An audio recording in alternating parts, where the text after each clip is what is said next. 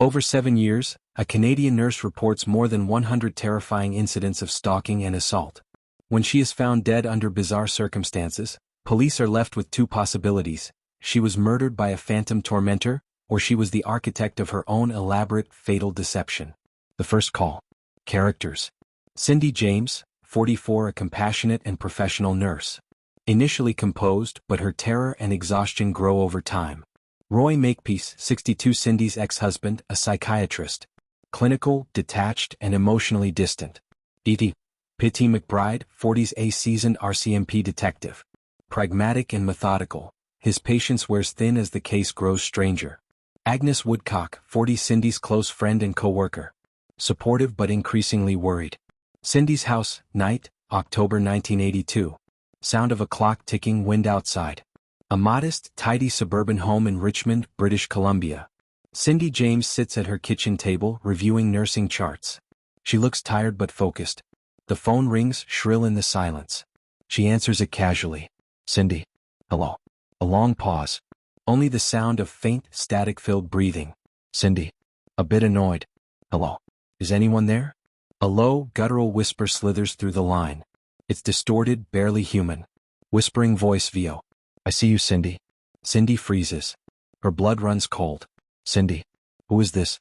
Whispering voice: VO. Click. The line goes dead. Cindy stands motionless, the receiver still pressed to her ear. She slowly hangs it up, her hand trembling. She walks to the window and peers out into the blackness, seeing nothing but her own reflection. Restaurant day.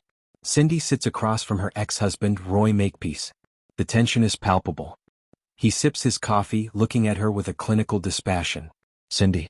It happened again last night. The breathing, the voice. He said he sees me, Roy. Roy. Cynthia, we've discussed this. It's a prank. A wrong number. People do these things. It's a symptom of a disconnected society. Cindy. This felt different. It was malicious. It was personal. It's only been happening since you moved out. Roy puts his cup down, his expression hardening slightly. Roy. Are you implying I have something to do with this? My dear, I'm a psychiatrist. I analyze neuroses. I don't create them. Perhaps the stress of the separation is manifesting. Cindy. Voice rising. Don't you dare analyze me. This isn't in my head. I'm scared. Roy. Then report it. But don't be surprised when they tell you the same thing I am. There's nothing they can do about a crank caller. He glances at his watch. Roy. I have patience. Take care of yourself, Cynthia. He gets up and leaves, not looking back.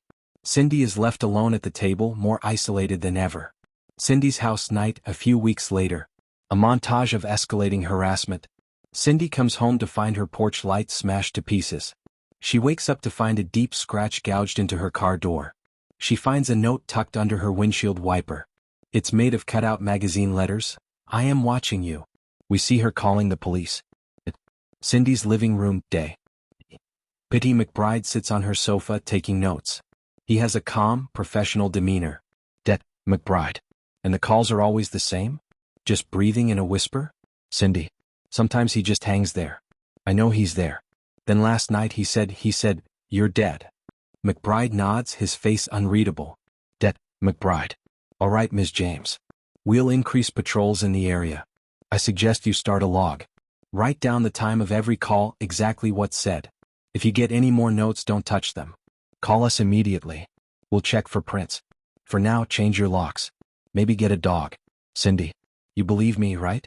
Det. McBride. I believe you're being harassed. Our job is to find out by whom. We'll do our best. He closes his notebook. His tone is professional but lacks any deep sense of alarm. To him, it's just another file. Cindy's house, night, January 1983. Sound of a struggle, muffled screams, a sickening thud. The back door is ajar. Her friend, Agnes Woodcock, lets herself in, calling out. Agnes. Cindy? You in here? I brought that casserole you liked. The house is quiet. Too quiet. A sense of unease creeps in. Agnes walks through the kitchen and looks out the back window into the dark, snowy yard. She sees a shape lying near the detached garage. Agnes. Muttering to herself. What in God's name? She rushes outside. It's Cindy, unconscious, face down in the snow. A nylon stocking is tied brutally tight around her neck. Her face is blue. Agnes. Screaming. Cindy. Oh my God. Somebody help. Agnes fumbles to loosen the stocking, her fingers numb from the cold and panic. Hospital room, night. Cindy is awake, a blanket pulled up to her chin. Bruises are forming on her neck. Detective McBride sits by her bed. Agnes stands anxiously by the door. Cindy. Voice hoarse, weak. I was taking the garbage out. Someone came from behind. Grabbed me. He was strong. McBride. Did you see him? Cindy. No. He dragged me into the garage. There was another man waiting. McBride's pen stops. McBride. Two of them? Cindy nods, tears welling in her eyes. Cindy. They held me down. One of them, he had a knife. He said if I told anyone they would go after my sister. They would kill her. McBride's expression remains neutral, but a flicker of doubt crosses his eyes. The medical report showed no signs of sexual assault, no defensive wounds. The story was extreme. McBride. Ms. James, the paramedics found you outside the garage. Are you sure you were inside? Cindy.